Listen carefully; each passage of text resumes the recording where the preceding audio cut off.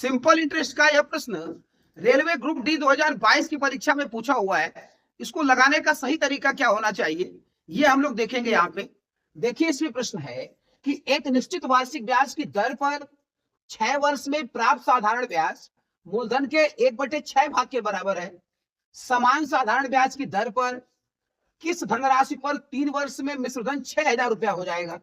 देखिए यहाँ पे पहले समय 6 वर्ष दिया है और ब्याज मूलधन का 1/6 है, यानी मूलधन 6 रुपया होगा तो साधारण ब्याज 1 रुपया होगा। तो पहले देखिए सिंपल इंटरेस्ट का जो फार्मूला होता है, सिंपल इंटरेस्ट बराबर ये देखिए principal into rate into time और अपॉन 100।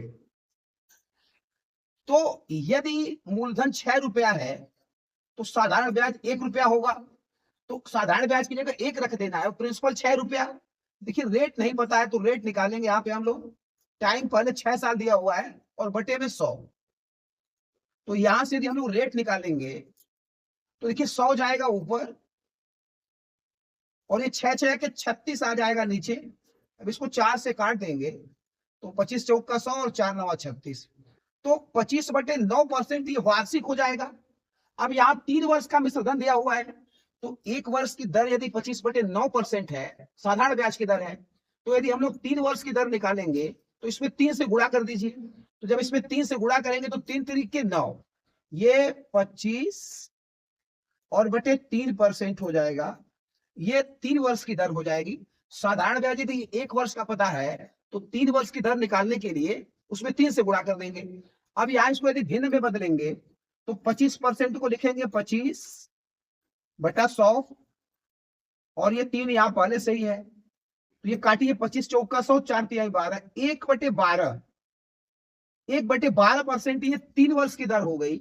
यानी 3 वर्ष में 12 रुपए पे 1 रुपए ब्याज मिलेगा।